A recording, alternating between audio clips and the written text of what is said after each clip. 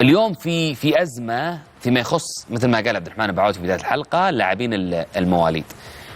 وفي لاعبين بيعدون السن، اتكلم عن ليوناردو على سبيل المثال، راح يعدي السن المواليد، عدى السن المواليد، فهو لابد في حال تغيير اللاعب انه يدخل من ضمن اللاعبين، وحسب الخبر اللي قاله معنا حمد صويلحي في حلقه سابقا راح يحول الى القائمه الاسيويه. اضف الى ذلك ماريو ماتاي نفس الشيء، هذول اللي تجاوزوا السن القانون المسموح فيه بالمشاركه، فلذلك الاتحاد الان يرى صعوبه في تغيير بعض اللاعبين. النصر ما استفاد الاستفاده الكبيره من ويسلي وانخيلو، الاهلي ما استفاد استفاده كبيره من الكسندر اللي ما استمر حتى 3 مباريات ورا بعض، واللي انتقل الان الحمد لله طلع من النادي الاهلي، وباقي داماس اللي يقدم نفسه يعني الى حد ما بشكل جيد. الهدف كان من هذا القرار اللي سهام يعني النقد عليه كبير من الانديه الاربعه، الاهلي والنصر والهلال والاتحاد، الهدف كان انه استثماري، يعني اليوم تجيب لاعبين، اليوم عندك ميزانيه تجيب لاعب على مستوى عالي وتبيعه وتحقق من هذا الشيء. النظام هذا ما استفادت منها هذه الاربع انديه صراحه يعني. اضافه لذلك اعتقد، هذا رايي الان، النظام لا يقاس نجاحه من فشله على الاربع انديه هذه، لان احيانا تطبيقه يكون مو صح في الهلال والاتحاد والنصر والاهلي. وخلني اروح لك بمعلومه وخبر من مصادر دورينا غير زين. اليوم إيكي فرنانديز 23 سنه جلب نادي القادسيه، وهو يسمى جوهره الارجنتين، كان معار لبوكا جونيورز، ممتاز، الموسم الماضي لنادي القادسيه ب20 مليون يورو لمده 5 سنوات. الآن بنسبة 95% نادي القادسية يتفق مع بايرن ليفركوزن على بيع عقد اللاعب لبايرن ليفركوزن ب35 مليون يورو. مو كذا وبس، و15% من العقد المستقبلي للاعب عند بيعه، إضافة لبونص معين مكتوب في العقد. فلذلك اليوم العائد على الاستثمار من هذا الأمر هو حوالي 15 إلى 17 مليون يورو على نادي القادسية، وهذه سابقة لأول مرة تتم عندنا في الدوري الاستفادة من لاعب المواليد من خلال نادي القادسية، ويدل على عمل مؤسساتي محترم استطاع أن يقوم فيه نادي القادسية خلال الفترة الماضية، ونحييهم عليه. وهذه الإدارة اللي جالسين نتكلم عنها، لا يقاس النظام على 4 أندية، بل شوف ثمرات هذا النظام، شوف عمل هذا النظام في أندية أخرى غير ال4 أندية الموجودة. عبد الرحمن. بدون شك هو مثال جيد، لكن عبد الرحمن اليوم الوكلاء الأعمال في العالم مرتبطين مع بعض. ترى عادي عنده لاعب في مدريد وعنده لاعب في الهلال، هو لاعب في النصر، هو صح. وكيل واحد برتغالي ولا أيا كان. تتوقع عبد الرحمن هم عندهم يعني ما يعرفون النظام عندنا في السعودية الوكلاء الأجانب اللي مرتبط مع ليفركوزن ولا أي نادي ثاني ولا يعني ريال مدريد ولا أي نادي، فهم الآن يدرون أنه ميتاي وليوناردو في الهلال يقدموا موسم رائع جدا صح. مع الناديين العام الماضي، أنهم الآن في أزمة بسبب هذا القرار. الآن السلطة والقوة أصبحت بيد من؟ النادي اللي يفاوض. لكن القادسية اليوم ما فكر حتى أنه يبعد هذا اللاعب، فلذلك حافظ على قوته حتى في قوته في المفاوضات. اليوم القادسية قوي، ترى لا يقدر يكمل على نفس اللاعب اليوم، ما يقدر، انه ما في حاجه يعني تخليه انه يروح لخطوه ثانيه. لكن اليوم اغلب الوكلاء في العالم يدرون ان الهلال والاتحاد متورطين بسبب هذه المشكله. اذا استطاع الهلال ان يستبعد متروفيتش ولودي، كم يبقى لاعب في الهلال؟ لا حتى ليوناردو اليوم اليوم هو 3 الان. مجبر الان انك تبعد متروفيتش وليوناردو ولودي. نعم مجبر لان عندك 8 جاهزين، لانه في 8 الان جاي مع كايو كمواليد، ويتبقى مواليد اللي هو بيكون ممكن يا مدافع. ايضا طرأت فكره اليوم جديده اللي هو اليوم ممكن يكون حارس مواليد. يعني هذه مشكله اخرى، يعني كلها بسبب هالموضوع اللي قاعد يصير الان. فانا اتكلم عن الموضوع هذا. الهلال اليوم اشترى طبعا ليوناردو، هل هو لاعب غير جيد؟ بالعكس لاعب رائع جدا، واليوم طلع في اكبر محفل اليوم وسجل هدفين على مانشستر سيتي صح. هو بديل جيد لنونيز او حتى كان لمتروفيتش في السابق. لكن ليش اليوم يجبر الهلال او الاتحاد او اي نادي ثاني انه يضطر انه يحول القائمه الاسيويه؟ ترى ممكن اللاعب وكيل اليوم مو ممتعضين، ما هو راضين ترى على فكره اكيد ممكن يرفض البقاء في هذا الامر. لا بس هو لازم يوقع انه يوافق على تحويل القائمه الاسيويه. طيب هذه مشكله اخرى. واعتقد انهم راضين ليناردو. لا والله اعتقد وكيله يمكن لمح يمكن قبل يومين انه غير راضي هذا الموضوع.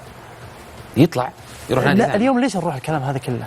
اليوم انا قررت هذا الموضوع عشان اعاقب انديتي. انا اليوم الانديه قاعد تدعمها غير الايرادات قاعد تسمع عندهم. اليوم في دعم برنامج استقطاب وحتى الملاك اليوم قاعد يدعمون الانديه الاربعه تحديدا اذا بنتكلم عن الانديه الاربعه. جميل. فاليوم هذا في هدف. ممتاز. طيب ايش رايك مشعل؟ هل اليوم معلش هل اليوم بيتركونهم يعني اليوم لو الهلال والاتحاد بيتخلون عن اللعيبه لاجل انه عدم قناعه فنيه بيتحملون، لكن هم متمسكين. في فرق بين اللي جاي مليون يورو واللي جاي باكثر من 20 مليون يورو، يعني في فرق اكيد. الهلال اكيد راح يتعب في ليناردو، بس الاتحاد ما راح يتعب. لا بس اليوم الهلال ما يبغى يسوق، الهلال يبغى اللاعب يجلس. اذا عدل النظام اضمن لك انه خيار جيد، حتى من زاقي مبسوط منه. يعني عدل النظام وش يزودون عدد الاجانب؟ لا يسمح باللعيبه اللي سجلتهم مواليد العام الماضي يستمرون بنفس انه يكونوا مواليد. كم يصير عندك لاعب اجنبي كذا؟ هو نفسه عبد الرحمن خلهم 10. خلهم 10 اي خلهم 10 ويشاركون معك. الهلال ما راح يضطر انه يجيب لاعب اجنبي ثاني مواليد ثاني. خلاص يعني يستمر كلاعب. ما راح يضطر. طيب يستمر كلاعب مواليد الحين لا ليه تتخلى عنه هو نفسه؟ ليش لين انت تتخلى عنه؟ انه هو نفسه ماركوس او كاي او حتى الاتحاد ميتاي او لا. حلوه الفكره. انا صح مع مو بضد، بالعكس مع الفكره انه يستمر كلاعب مواليد الحين، انه يكون على الاقل فرصه استثماريه للانديه تقدر تسوقه. تفضل ماجد، رافع يدك. عبد الرحمن تفضل. ايوه حسبك ما انت سامعني والله. لا انا شفت رافع يدك، وروني الشباب. عبد الرحمن ايوه بس عبد الرحمن يعني احنا ما ناخذ اللوم كله على المسؤولين في الاتحاد السعودي او رابطه الدوري المحترفين. ترى السؤال هذا سئل في المؤتمر وجاوب وقال الانديه على علم بهذه القرارات، الانديه على علم ولم تعترض. عشان كده انا قلت انا تجي الاعتراض الانديه كلها الاربعه لم تعترض من بدايه القرار صراحه. حتى الفتره الشتويه الماضيه كانت الانديه على علم بذلك على حسب الاجابه في المؤتمر. ولكن عشان كده انا كنت اتمنى السؤال يكون ما الهدف من هذا النظام؟ طيب في شيء يمنع ماجد انه يعدلون؟ هم جالسين يعدلون لوائح ويعدلون الامور عادي. ترى الواحد هي لا معك حق، معك ابو حمد. وحي ونص قران. وبعدين عبد الرحمن كمان نبغى الانديه تكون مسؤوله بشكل اكبر في اجتماعاتها مع رابطه الدوري المحترفين ومع الاتحاد السعودي. ما تحضر الاجتماع وترسل معليش مع الاحترام والتقدير والاجلال والاكبار لاي شخص يمثل النادي، لا ترسل اي احد. ارسل ناس فاهمه في اللوائح والانظمه، ارسل ناس فاهمه في القوانين، ارسل ناس فاهمه فنيا. مو يلا مين موجود اليوم فلان فاضي خليه يروح. الانديه على علم لكن وافقت كلها. هم يقولون وافقوا موافقين الانديه يوم عرضوا عليهم عرضوا عليهم. ماجد هل في اجماع عبد الرحمن؟ لا هو مو سالفه اجماع ولا مو باجماع، يعني انا اتكلم اليوم عرض عليهم هذا الشيء. اذا 90% من الموافقين و10% رافضين اكيد باخذ 90 الاغلبيه. ما في شك. ممتاز. اليوم انا ما اقدر الوم الانديه اذا كان سين او صاد من الانديه رافضه وقاعد تعاني، اذا هو مبدي موقفه من البدايه بعد عبد الرحمن. ما ادري عن الانديه اللي مبديه. اليوم لازم تكون في موضوع يرى بحكمه كامله. خليني من رايي اليوم مجالس ادارات تغيرت، مجالس ادارات اخرى. صح. بشكل عام نتكلم اليوم هو لعيبه موجودين كلفوا مبالغ عاليه جدا. وبعضهم قاعد يخدم وقاعد يسوي اضافه جيده في الدوري. جميل. فلا يمنع انه يعدل هذا النظام باستمرار. من سجل مواليد يبقى كما هو حتى يغادر. ما في شيء يمنع. باقي اسبوعين لا تستفيد دوريات اخرى. لا في شيء يمنع. وشو؟ في شيء يمنع، يمنع انك نظام طبقته من البدايه تكمل فيه. غلط النظام. طيب غلط النظام. اليوم وش يعني مواليد ولاعب عمره 26 سنه ولا 25 سنه؟ لا هو المفروض يكون عمره الحين 23. لا انا اتكلم بشكل عام. يعني ابو حمد يقول يوم انت عندك لاعب عمره 22 سنه وقعت معه كمواليد 3 سنوات ولا 4 سنوات. ابو حمد يقول المفروض الى نهايه عقده 24 25. وانا جايب البجنسه انا عشان اخاف عليه. بس خليني اكمل. هو في النهايه فكره استثماريه. فكره استثماريه. طيب اليوم انت شلون تسوي النظام والانديه تمشي على نظام ثم تروح تغير نظام وتبدا بنظام جديد في نص المور في نص الفكره. ما بعد انتهت الفتره. لا في نص يعني الفكره اللي في ضرر الان صار مع الانديه. اكيد انه يكون في ضرر. من عطي نادي ضرر. في نادي مشى لاعب الان لو في نادي الان خلينا نفترض الهلال او الاتحاد مشى لاعب الان وغيرت القرار هنا بأكيد ضرر النادي اللي التزمت بقراره. لا الان في انديه راح تتضرر، يعني الاتحاد والهلال راح يضررون. عشان كذا اقول لا يمنع انه الان طبقه قبل ما يصير يستمر لاعب المواليد لاعب مواليد عادي. لا هذه فكره. بس ما تجيب لاعب مواليد ثاني اجوا شلون يعني؟ اي خلاص انت اليوم عندك مسجل 2 لاعبين مواليد صح؟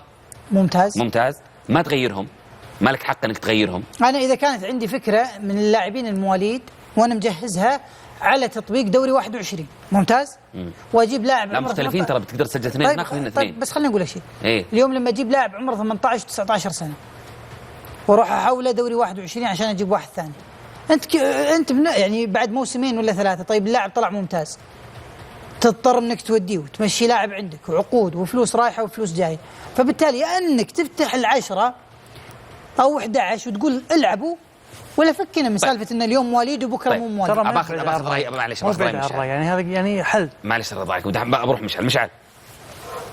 عبد الرحمن، يعني اخونا عبد الرحمن قبل شوي يتكلم انه ما في نادي بيتضرر، انا بشوف بالعكس الاهلي بيتضرر. الاهلي قام في الفتره الماضيه ببيع عقد اللاعب البرازيلي الكسندر لانه عدى السن المسموح فيه.